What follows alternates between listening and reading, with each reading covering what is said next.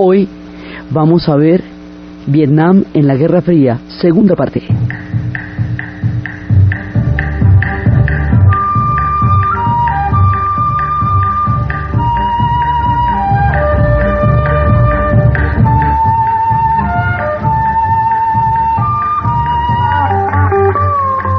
La vez pasada habíamos visto un poco de la historia de Vietnam, habíamos visto su complejidad religiosa como un país confusionista en cuanto al orden social que lo sustenta, como un país budista en cuanto a la actitud psicológica frente al sufrimiento y al desprendimiento que anima su espíritu, como un país Tao en la medida en que comparten el sistema cósmico de los chinos, como un país animista en la medida en que la tierra es sagrada, como un pueblo que ha recibido muchas influencias y que ha resistido muchas invasiones.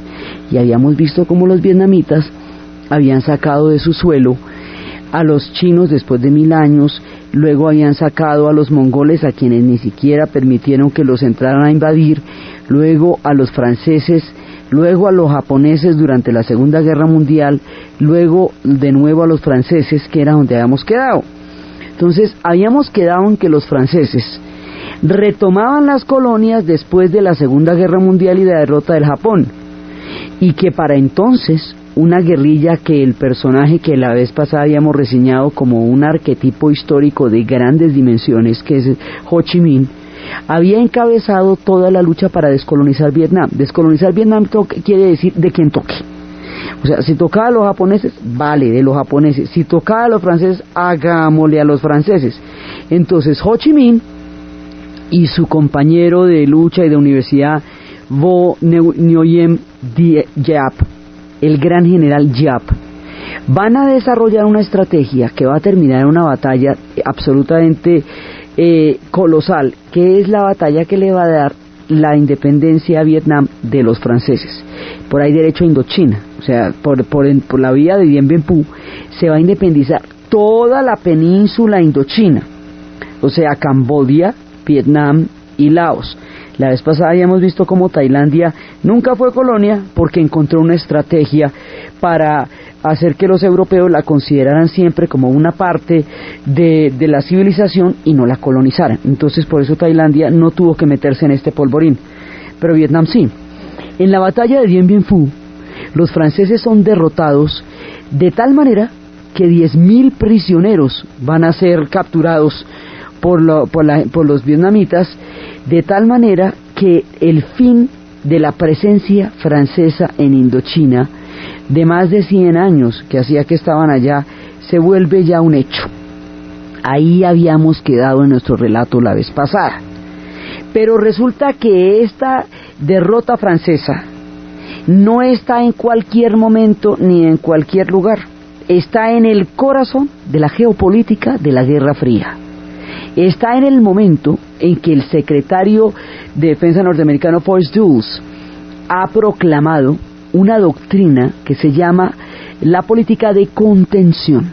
La política de contención significa que si la Unión Soviética es comunista, la China es comunista y el sudeste asiático se está descolonizando, caerían como una ficha de dominó los países de la Indochina hacia regímenes comunistas. Entonces la idea era que si se perdía la Indochina francesa, se perdía todo el sudeste asiático, se perdía todo el Asia para el comunismo, y era una derrota terrible para los Estados Unidos desde el punto de vista de lo que significa la Guerra Fría. Entonces esto hace que el asunto de los franceses en Indochina quede entroncado con los intereses de los norteamericanos en la Guerra Fría, y esta situación geopolítica manifiesta se hace mucho más clara y más explícita cuando los mismos franceses le piden a los Estados Unidos que los ayuden a sacar las tropas enterradas en Dien Bien Phu. Todos los Estados Unidos encuentran en aquel pedido una papaya absolutamente extraordinaria y le dicen, pero ¿cómo me vas a decir esto? ¿Qué falta de confianza? Cuéntame tú.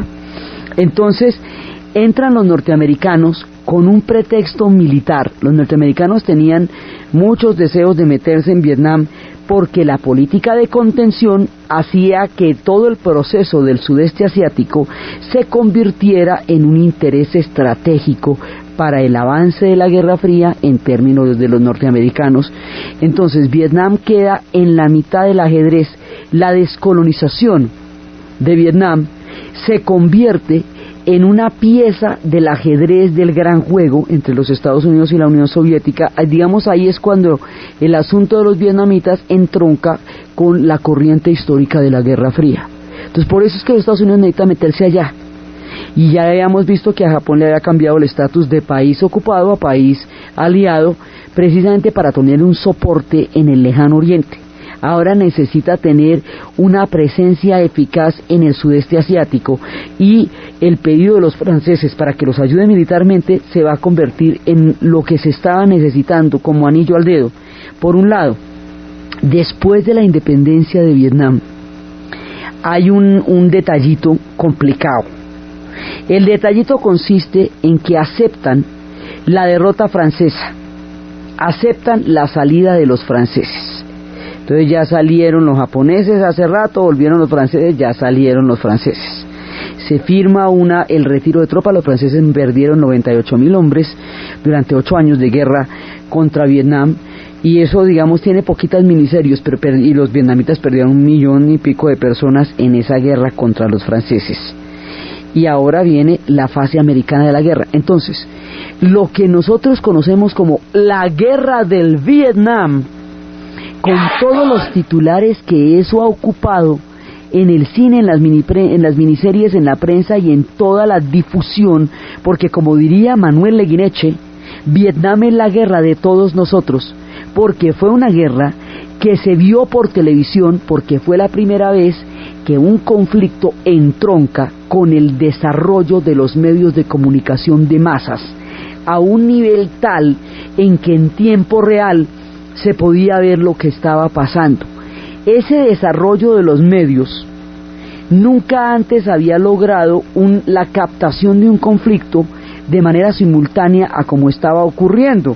Acuérdense que en la Segunda Guerra Mundial los documentales aparecían en los teatros de lo que había pasado en ese mes. Bueno, sí, pero no era que lo estuvieran filmando Stalingrado, no señor.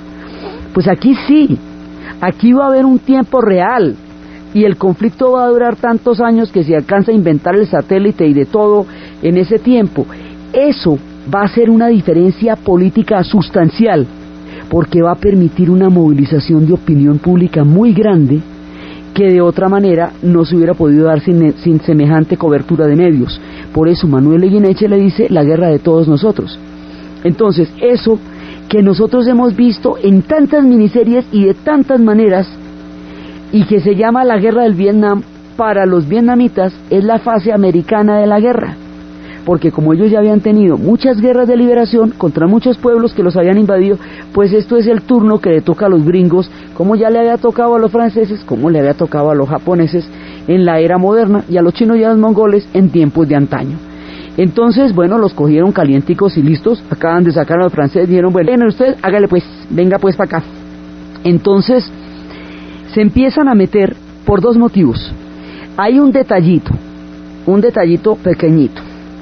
El detallito consiste en que una vez que se acepte el retiro de tropas de los franceses del territorio de Indochina, el país de Vietnam va a quedar temporalmente partido por el paralelo 17, una cosita parecida a la que se hizo con Corea.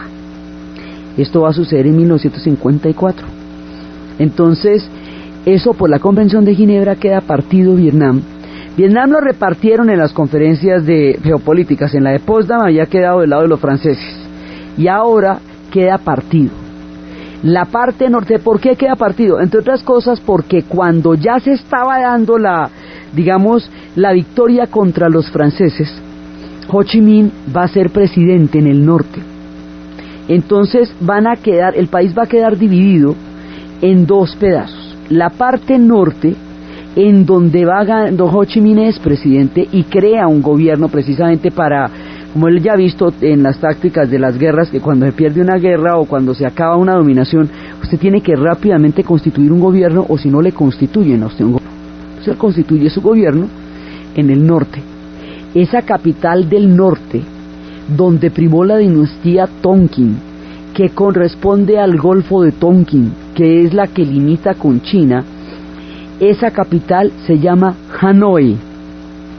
Y por el paralelo 17 hacia el sur va a subir un hombre que se llama Nguyen Diem.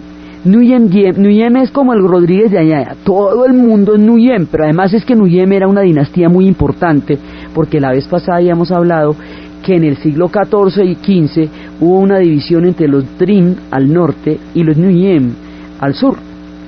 De esa dinastía de los Nguyen va a subir un tipo que se llama Diem. Diem va a gobernar el Vietnam del sur bajo la capital Saigón. Entonces tenemos en el norte Hanoi, en el sur Saigón, y en la mitad el paralelo 17, que era por donde se había presentado una antigua disputa histórica de la hegemonía del reino entre Tonkin, Annam y Conchinchina, que es lo que conforma la nación de Vietnam. Se supone que esta partición era un acuerdo al que se había llegado con los aliados, pero esta partición era un asunto puramente procedimental, que en 2 años llamarían a elecciones y que inmediatamente el país se reunificaría y que inmediatamente tendrían el gobierno que el pueblo vietnamita eligiera y asumirían su propia vía histórica. Les dieron esta promesa como un acto sentado en la división del país, y resulta que en el momento de las elecciones les van a hacer conejo. No les van a permitir las elecciones, porque si les permiten las elecciones va a ganar Ho Chi Minh, y si gana Ho Chi Minh, que tiene un proyecto comunista montado en el norte, todo el país se volvería comunista, y si todo el país se vuelve comunista, entonces Laos y Camboya también se vuelven comunistas. Entonces la teoría del dominó empieza a funcionar en la región. Exactamente con este mismo esquema fue que se hicieron las guerras en Centroamérica, con la teoría del dominó, exactamente lo mismo para Salvador, para Guatemala, para Nicaragua, igual. Entonces la idea era que esto no lo iban a soltar, y no lo iban a soltar. Hay un señuelo geopolítico que no estaban dispuestos a cumplir, porque la Indochina se había convertido en una ficha estratégica. Entonces lo que los Estados Unidos quería era no soltar Vietnam. Primero llegar allá como fuera, pero una vez adentro no iban a soltar eso, porque si lo soltaban sentían que habían perdido todo el Asia, que si caía Indochina caía todo el Asia, y eso no era una cosa que fueran a permitir. Entonces por eso es que no se va a realizar nunca esta promesa de reunificar el país y llevar a elecciones y respetar una contienda electoral. Eso nunca se cumplió. Entonces el país se va dividiendo, y en la parte sur los norteamericanos están apoyando a Diem, lo que les da un aval político, y fuera de eso entraron militarmente porque los franceses les pidieron ayuda, lo que les daba una razón militar. Así tenían una doble excusa para poder entrar allá, que era lo que se trataba de hacer según la geopolítica del momento. Van a entrar al principio de una manera sutil y paulatina, en el sentido en que van a intentar mejorar las condiciones de vida de Vietnam, pero aquí se va a dar una tragedia muy grande, una de las tragedias más aterradoras de toda la segunda mitad del siglo XX, porque resulta que son pueblos tan distintos, que el encuentro entre estos dos pueblos va a ser tan aterrador y tan miedoso, que va a llevar a una tragedia, a una de las grandes tragedias.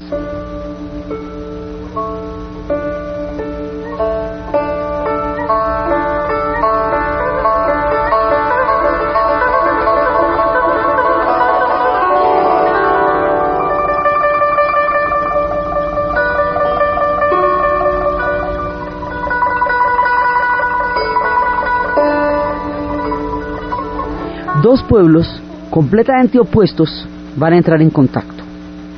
Nosotros habíamos visto que los vietnamitas son un pueblo ancestral, que por ser confucionistas, no solamente tienen un pensamiento y un espíritu colectivo, sino una visión de los ancianos como los seres de crepúsculo, que son los que salvaguardan el tiempo de la muerte con el tiempo de la vida. Es una de las características del confucianismo, que no hay una separación clara entre la vida y la muerte, y la presencia de los ancianos se constituye en el vínculo que hace posible ese atardecer, ese ocaso, los seres del crepúsculo. Los norteamericanos en ese momento están en una pujanza y están en una escalada a convertirse, ya en ese momento lo son, en una sociedad industrial avanzada, la primera del planeta. Los norteamericanos tienen futuro, los vietnamitas tienen pasado. Los norteamericanos son un pueblo reciente, tienen 200 años de historia para el momento desde donde ellos lo cuentan. Los vietnamitas tienen miles de años. Los vietnamitas son pueblos que gradualmente asumen procesos históricos. Los norteamericanos dan grandes saltos en poco tiempo. Para los norteamericanos, los ancianos son seres no productivos, que además comen un gasto pensional altísimo y no los miran, no los valoran dentro de su sociedad. Para los vietnamitas, los ancianos son los seres del crepúsculo.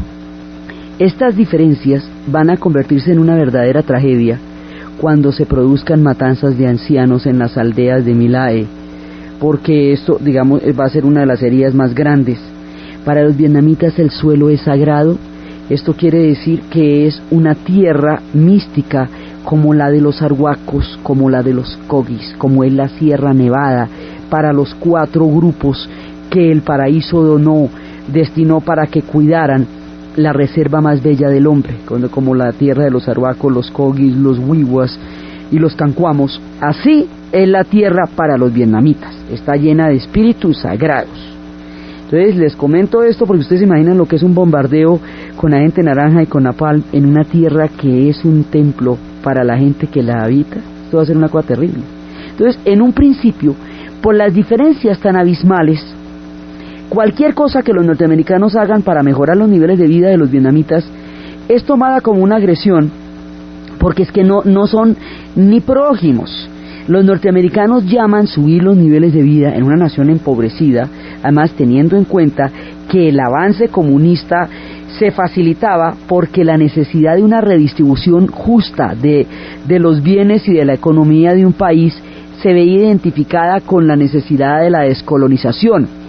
Esta doble situación de necesitar salir de un sistema colonial y además crear un régimen de justicia social dentro de sus países recién formados, hacía que la Unión Soviética tuviera una plataforma política muy, digamos, oportuna para todo país en descolonización.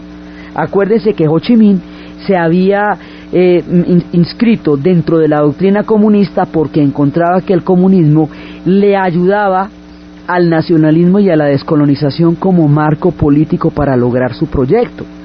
Entonces, los gringos saben esto. Estados Unidos sabe que ahí hay que meterle mano a una redistribución del ingreso, o si no, la misma pobreza y la inequidad le va a facilitar las cosas a la Unión Soviética de acuerdo con la coordenada que se estaba dando en ese momento.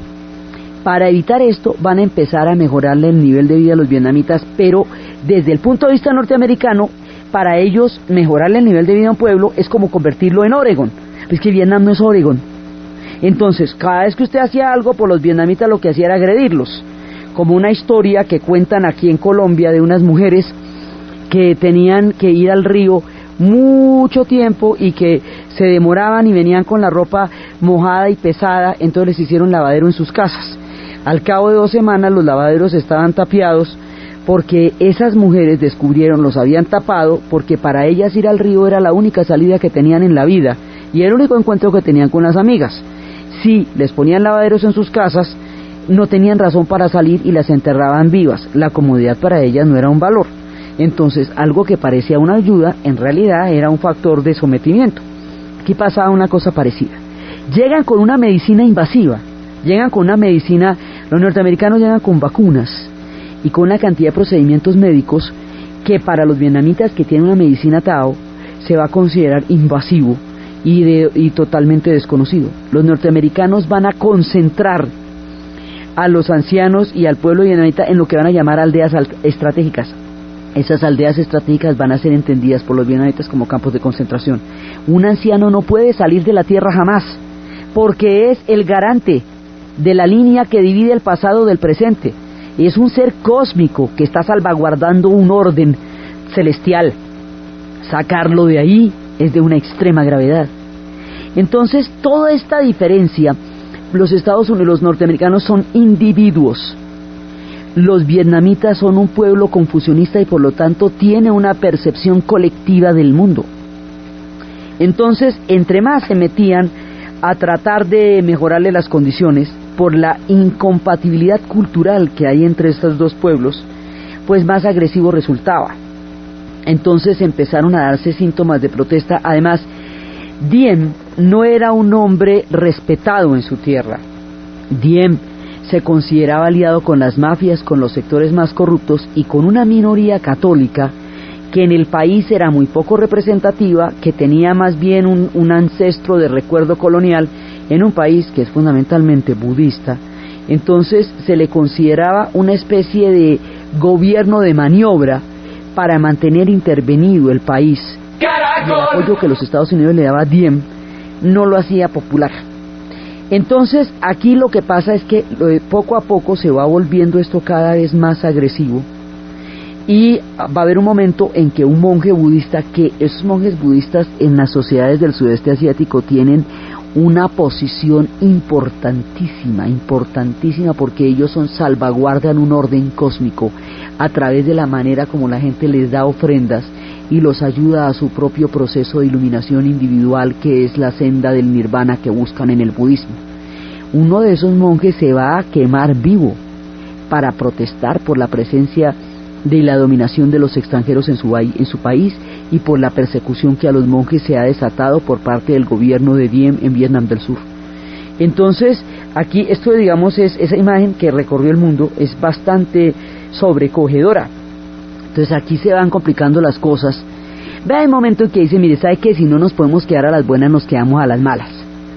Pero nos quedamos porque esto resulta importantísimo para todo el gran juego. Para 1900, o sea, ellos empiezan, digamos, esta presencia empieza a complicarse. Hacia el 62 ya la cosa está álgida. Pero en 1965 viene un incidente que tiene muchas versiones. Hay una versión. Los norvietnamitas dicen que los norteamericanos crearon un acto de provocación al decir que 2 destroyers fueron atacados por embarcaciones vietnamitas, digamos, que se metieron en la zona y que crearon un acto de provocación. Otros dicen que 2 embarcaciones vietnamitas atacaron a 2 destroyers norteamericanos. Nunca se pudo probar el incidente. Tercera versión, cuando llegaron a verificar el ataque, nunca pudieron realmente comprobar qué pasó. Pero el asunto es que a partir del incidente del Golfo de Tonkin se va a producir una decisión precipitada y fatal. El Congreso norteamericano ordena el envío de tropas a Vietnam. Hasta antes de la resolución del Golfo de Tonkin de 1965, las tropas no habían entrado directamente en combate, sino que había asesores militares. Asesores militares significan buggy el aceitoso. Un asesor militar es un tipo que no va a matar, sino a enseñar a los que van a matar cómo matar. Sí, un tipo que les dice, mire, no, yo no voy a usar el cuchillo, sino que usted lo coge aquí así y lo mete por ese lado. Entonces, estos asesores militares habían empezado desde la época de Eisenhower. Esto va a ser una escalada: Eisenhower, Kennedy, Johnson, y se nos va a ir hasta Nixon, esta guerra. Desde la época de Eisenhower había asesores militares. En tiempos de Kennedy, cuando él empezó, había 500 asesores, y cuando lo mataron había 17,000. Oliver Stone dice que John F. Kennedy intentó terminar con la guerra, pero lo mataron antes. Lo que sí sabemos es que la escalada de asesores fue muy notoria durante este periodo, y se fueron volviendo cada vez más. Entonces, al principio, ¿qué pasaba? Al principio esto parecía una guerra de Vietnam del Sur, del régimen de Vietnam del Sur, contra el régimen de Vietnam del Norte, o sea, una guerra de Saigón contra Hanoi, en la cual los norteamericanos estaban apoyando a Vietnam del Sur para que Vietnam del Sur fuera el proyecto que unificara el país, o digamos que lo derrotara la parte norte y lo hiciera un régimen pro-occidental y se lo quitara, por decir de alguna manera, de las garras a los soviéticos. Y por el otro lado, Vietnam del Norte estaba peleando contra el régimen de Vietnam del Sur para unificar el país alrededor de un proyecto comunista, y en eso estaba el apoyo de la Unión Soviética también. Entonces, en un principio, la guerra es como de Vietnam del Norte contra Vietnam del Sur, y los Estados Unidos está apoyando a Vietnam del Sur de una manera indirecta a través de una asesoría militar. Con la resolución del Golfo de Tonkin, pasamos a una intervención directa. Tropas norteamericanas peleando en el territorio de Vietnam. Eso ya es de otro color. Es una cosa completamente diferente y vincula directamente a los Estados Unidos con la guerra, ya no como un factor indirecto, sino ya como un factor directamente en combate. El americano impasible de Graham Greene es la novela, y la película es esa, donde se da el punto de entrada de los norteamericanos, y ya se va a volver poco a poco un conflicto cada vez más frontal, hasta que termine siendo un conflicto entre los Estados Unidos y Vietnam. Esto se va a ir deteriorando y agravando hasta que se complique y se vuelva una sin salida y una tragedia y un genocidio, una cosa terrible. Entonces, eso se va complicando. Ahora, ¿qué pasa? Cuando los Estados Unidos, cuando el Congreso norteamericano toma esa decisión, no le consulta, no le explica a la opinión pública norteamericana qué implica eso. Sale un titular que dice: el gobierno, el Congreso ha autorizado el envío de tropas a Vietnam. Sí, bueno, pero no le cuentan que lo metieron en la vaca loca, en la camisa de 11 varas. El pueblo norteamericano se va a sentir engañado, va a sentir que le mintieron, que nunca le informaron las razones por las cuales se metieron en esa guerra. Jamás les va a quedar claro cómo por qué se metieron allá, y el costo va a ser demasiado alto como para que usted no tenga ninguna idea de qué está haciendo allá. Entonces, esto va a suceder en un momento en que en los Estados Unidos se va a dar un proceso que se conoce como la contracultura. Esto es un movimiento de protesta generalizado que se dio en la década de los 60 contra el sistema como estaba planteado. Un movimiento en el cual, empezando por los derechos civiles de Martin Luther King, se pide igualdad para las comunidades negras que estaban en situación de segregación institucional y física en la sociedad norteamericana. Por eso decían, el sueño americano es un sueño blanco. Es una situación en la cual los estudiantes universitarios van a pedir el derecho al discurso libre, la democratización de las aulas, del derecho a la palabra y del derecho a disentir, la revuelta de Berkeley. Y el movimiento estudiantil sacudirá al mundo, planteando a los estudiantes como los nuevos agentes del cambio de una situación que se llamaba la nueva izquierda, una crítica a la antigua izquierda, porque se había convertido en aquello que había querido combatir. Es una época en que se va a desarrollar el hipismo como una protesta y como una incompatibilidad tan grande con el sistema de valores de la sociedad norteamericana, que van a crear un mundo aparte en las comunas, donde van a realizar proyectos utópicos de lo que ellos consideran que es una sociedad más justa, más tolerante, más equitativa, que no tiene una doble moral y que intenta elaborar espacios cósmicos distintos. Esos son las comunas y el hipismo. Paralelamente también se dan los movimientos indios para revisar la historia de los pueblos que fueron sometidos. Bueno, esto va a ser un combo, movimientos feministas, movimientos gays, aquí se va a formar un espectro, como un arco iris, de una gran cantidad de pueblos, de sectores de la sociedad norteamericana que están protestando contra el sistema de valores de la sociedad porque consideran que ha traicionado sus propios principios. Y estos grupos que hubieran podido tener una participación individual y que probablemente no hubieran trascendido el área local, el conflicto o la reivindicación de lo que estaban haciendo, se van a encontrar en un objetivo común que va a transformar los pequeños grupos en una gran movilización y en un movimiento de masas. Algo va a pasar que va a dinamizar todo este proceso que se estaba gestando en Estados Unidos. Ese algo se va a llamar la guerra del Vietnam.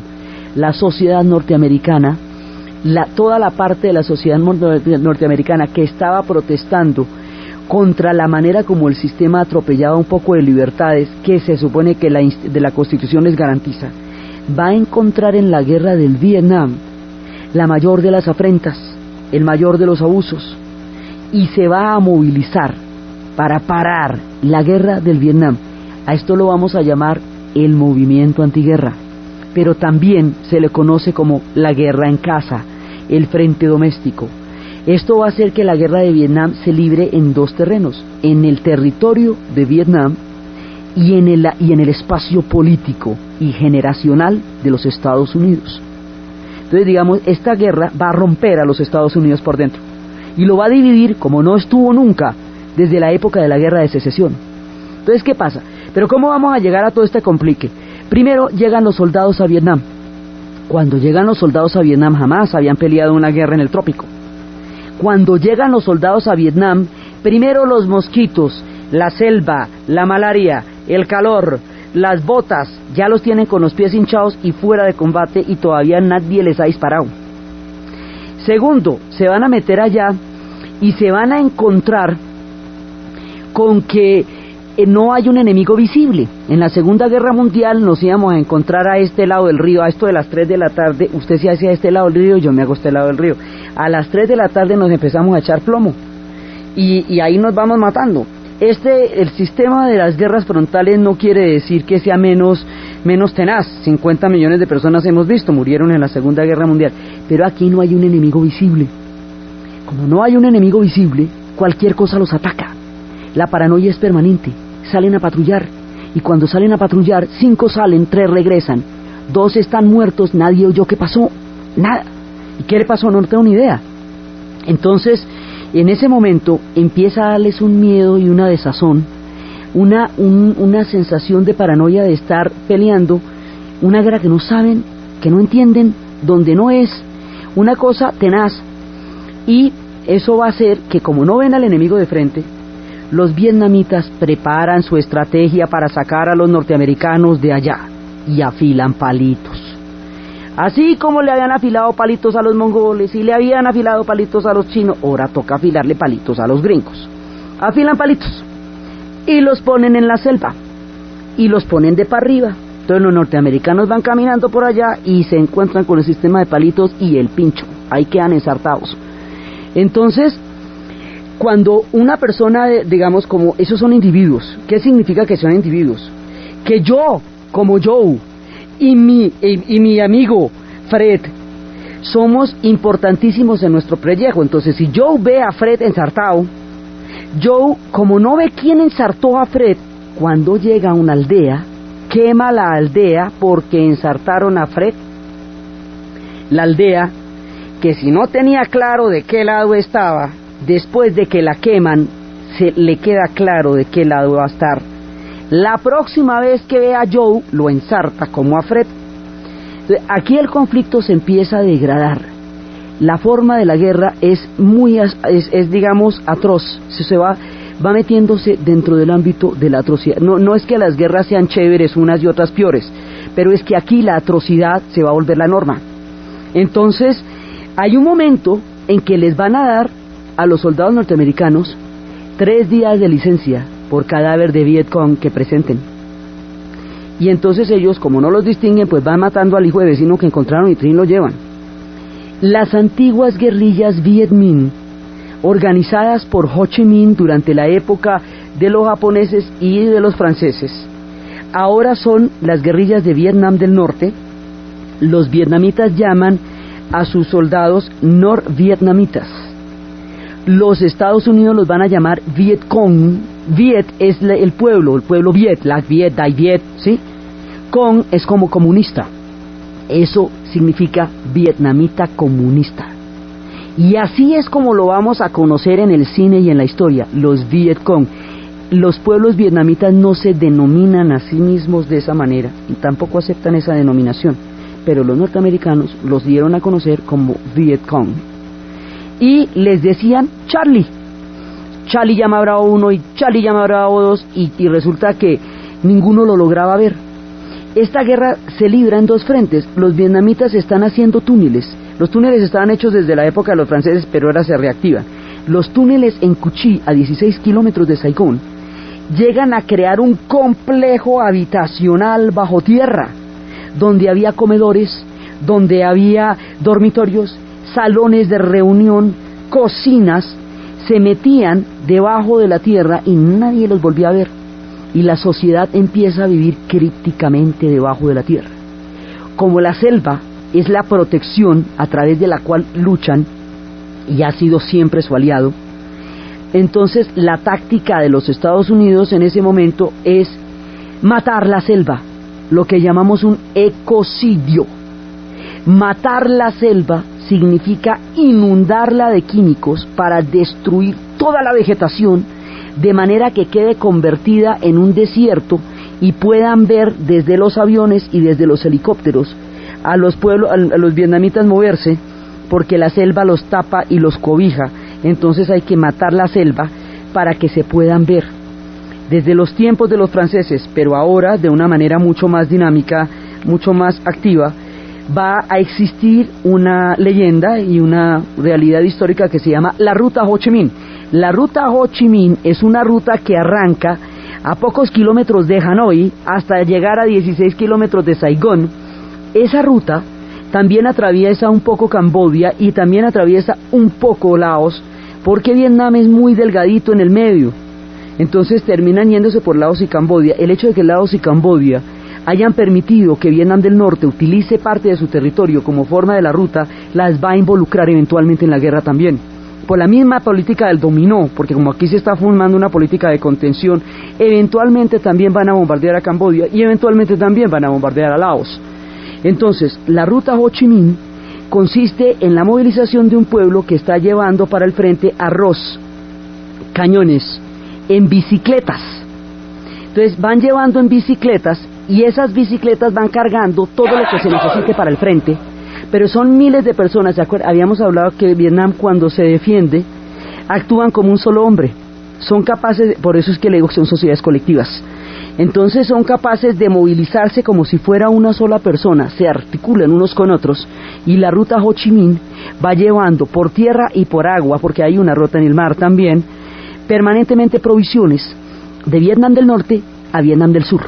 Ahora, cuando se necesite ya artillería pesada, como en el puente que divide a Hanoi, una parte de la otra de la ciudad, por el Río Rojo, a la hora de un bombardeo en el Río Rojo, donde partan ese puente, parten Hanoi. Cuando se necesitan fierros grandes, de verdad grandes, para eso está la Unión Soviética. Entonces la Unión Soviética, alrededor del puente de Hanoi sobre el Río Rojo, creó una fortaleza de batería antiaérea que no la podía penetrar nada. Entonces, en la parte pesadísima estaban los soviéticos, pero en toda la parte de tierra y en toda la parte operativa de la vida cotidiana, pues están los vietnamitas con sus palitos de bambú. Entonces, esto se va volviendo una cosa cada vez más complicada, porque hacia la segunda parte del conflicto empiezan a producirse masacres en las aldeas. Y a esto se le añade que para acabar con la selva van a echar las siguientes armas químicas de destrucción masiva. Agente naranja. El agente naranja tiene un principio activo que se llama la dioxina, y la dioxina es un tóxico poderoso que es capaz de producir mutaciones genéticas, y en este momento en Vietnam ya existen segundas generaciones que han nacido con las deformidades de la alteración de aquellos que recibieron agente naranja, un cancerígeno aterrador que no solamente dañó a la población que lo recibió en los bombardeos lanzados desde el aire, sino que los pilotos norteamericanos que bombardearon con agente naranja tienen una pila de demandas por cáncer que desarrollaron la mayoría de ellos contra el gobierno norteamericano, que están ahí en un escritorio y no les han parado bolas a toda la avalancha de demandas que se dio por la gente que tuvo que bombardear con agente naranja. O sea, eso para unos y para otros. 1. 2. Lazy Dogs. Lazy Dogs son bombas de clavos que cuando estallan sueltan una gran cantidad de clavos que ensartan lo que quiera que encuentren a su lugar. Bombas de fósforo que son las que incendian todo el bosque y todas las hojas. Y napalm. El napalm es una mezcla de ácido palmítico y gasolina que produce combustión con la piel hasta destruirla. Son altas temperaturas que consumen viva a una persona. El napalm también era para destruir la selva. Entonces empiezan a a convertir esto en una guerra química de altísima tecnología. Y aquí es cuando Marcuse nos decía que en la agresividad en la sociedad industrial avanzada, que la idea que tiene Occidente es que la civilización es lo tecnológico y la barbarie es lo primitivo. Entonces, una trampa con bambú en los túneles de Kuchí resultaba menos bárbaro que un bombardeo con napalm, porque se asimilaba lo tecnológico con lo civilizado y lo primitivo con lo bárbaro, cuando la desproporción es muy grande, porque lo que hicieron fue destruir el pedazo de planeta donde habitaban ellos para que se pudieran ver. Esa era una teoría. La otra teoría es que si los guerrilleros de Vietcong se mueven dentro de la sociedad vietnamita como el pez en el agua, hay que vaciar la pecera, es decir, matar a la población que les daba refugio, y esto fue lo que hicieron con las matanzas de las aldeas. Entonces, cada vez que se van metiendo más y más en la atrocidad, en las bombas químicas, en la matanza de aldeas, la opinión pública norteamericana empieza a escandalizarse de semejante horror y dice: no hay justificación para lo que está pasando. Y si a eso se le añaden los ataúdes blancos, que empiezan a llegar cantidades de ataúdes blancos de los chicos del barrio, de la vecindad, de la escuela, que se los mandaron a Vietnam y me los traen en un ataúd blanco, entonces empieza primero la pregunta: ¿qué está pasando en Vietnam? La pregunta, como nadie la contesta, resuelven las universidades planteársela. Las universidades empezarán debates en la noche, no les prestan las aulas durante el día, llevarán a un disidente y van a llevar a un partidario de la intervención norteamericana en Vietnam para que hagan un debate y los estudiantes se formen una idea a partir de ese debate. Tichin se llaman los primeros movimientos. Las universidades van a hacer que estos debates se esparzan por todo el conjunto de universidades norteamericanas, en la época en que los estudiantes ya no son un fenómeno de élite, sino un fenómeno de masas, porque la sociedad en su conjunto ha mejorado los niveles de vida y por lo tanto los niveles de educación. Hay un pensamiento crítico que se está formando en ese momento.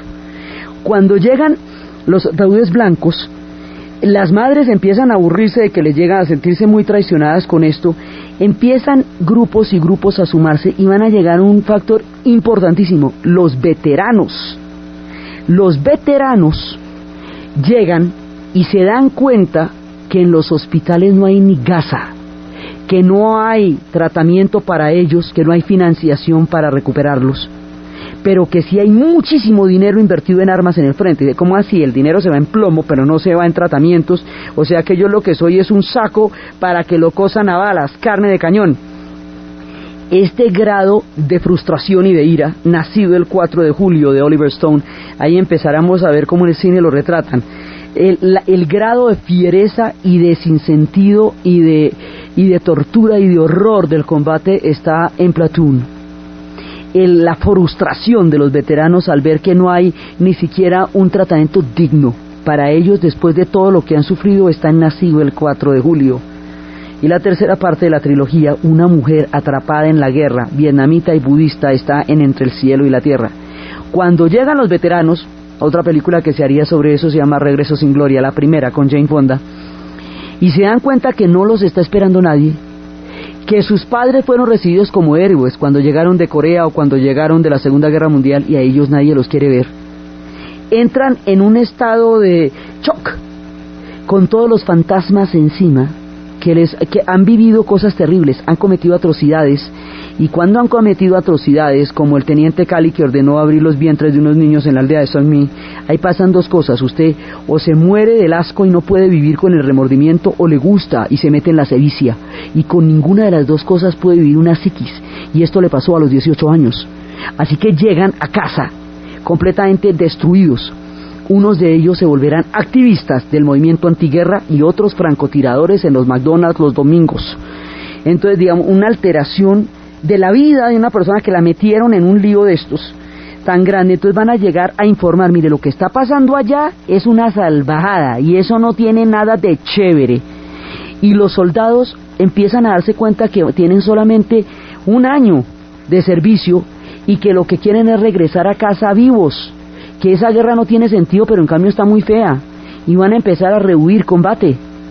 Y una manera de rehuir combate, si el oficial de turno está muy bravito y amaneció muy peligroso y muy belicoso, es volarlo.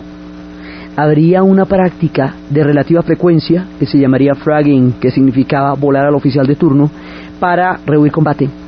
Mientras tanto, el movimiento universitario está generando un fenómeno de opinión que va a hacer que muchos sectores de la sociedad se vean involucrados. Entonces, uno de ellos son las comunidades negras. Las comunidades negras ya se la han hecho hartas veces. Fueron a la Primera Guerra Mundial y les prometieron mejores condiciones de vida en Estados Unidos, y mentiras que no, porque los negros no son norteamericanos, sino para que les den bala o para ganar medallas en la guerra o en el deporte. Entonces, por eso, en la Segunda Guerra Mundial, lo mismo, fueron y pelearon, y cuando regresaron, mentiras que tampoco, los pateaban en los bares los marincitos azules cuando llegaron con su uniforme en las épocas de las Big Bands. Entonces, y cuando la guerra de Corea, eso todavía estaba segregado el ejército, no podía haber oficiales negros, vivían en barracas separadas, con condiciones históricas distintas. Entonces se la desegregaron para la guerra de Corea, porque si no, no iban. Entonces en la de Vietnam dice, ¿sabe qué? La guerra no es ni nuestra, pero ni siquiera nuestra. Mohamed Ali diría, cuando lo reclutaron para ir a pelear a Vietnam, Vietnam es una guerra en la que los blancos mandan a los negros a matar a amarillos para quedarse con la tierra que le robaron a los rojos. ¿Cómo? Así como le digo. Mire, Vietnam es una guerra en la que los blancos mandan a los negros, o sea nosotros en el caso de él, a matar amarillos, o sea vietnamitas, para quedarse con la tierra que le robaron a los rojos, o sea a los indios, porque toda la tierra norteamericana robada de los indios, era de ellos en primera instancia, no hay un pedacito que no les hayan robado.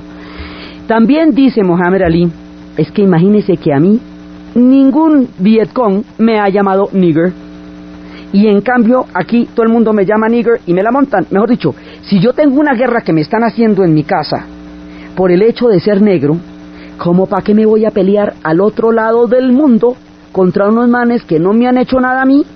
¿Cómo a cuente qué? ¿Para que cuando regrese otra vez no me vuelvan a mirar? No, olvídate. Entonces va a haber una cantidad de movimientos de las comunidades negras que dicen, no vamos a ir a Vietnam. Entonces ahí es cuando empiezan las canciones de movilización contra la guerra del Vietnam. Una de ellas, la que cuestionaba para qué es la guerra. Yeah. What is it good for? Absolutely nothing. Yeah. What is it good for? Absolutely nothing. Say it again, y'all. La pregunta de aquí es, la guerra, ¿para qué es la guerra? ¿Para qué sirve? Y se contestan, para absolutamente nada. Entonces, la sociedad norteamericana empieza a cuestionar el papel que están cumpliendo en esa guerra y se enfrentan a la propia atrocidad, cosa que nunca habían tenido que enfrentar en su imaginario, donde ellos siempre son los buenos y rescatan a todo el mundo de los peligros en lugar de generar los peligros ellos. Esto no lo pueden digerir dentro de su propia historia, porque ellos tienen una constitución que le garantiza a todo el mundo la libertad y van a verse enfrentados con su propio paradigma. Los vietnamitas, mientras tanto, están en lo suyo. Hay que sacar a los norteamericanos de allá como se han sacado a los franceses, con todos los hierros como han sacado a los diferentes enemigos, y están en toda la movilización de un pueblo para sacarlos de allá. La confrontación entre la opinión pública norteamericana, la crisis política que esto va a representar, el asesinato de los dos Kennedys durante el conflicto, el relevo de Johnson, la llegada de Nixon, la extensión del conflicto hacia Camboya, la manera como Vietnam como sociedad se va radicalizando cada vez más para ganar esta guerra, y todo el lío geopolítico tan bravo que se va a armar aquí, lo que vamos a ver en el siguiente programa. Entonces, desde los espacios de dos pueblos que se enfrentan desde panoramas cósmicos, geográficos e históricos totalmente distintos, y se hunden en una tragedia colosal, en la era de los medios de comunicación de masas y en los tiempos de la utopía y el hipismo y de los antiguos y legendarios pueblos del Viet, en la narración Diana Uribe, en la producción Jessy Rodríguez, y para ustedes, feliz domingo.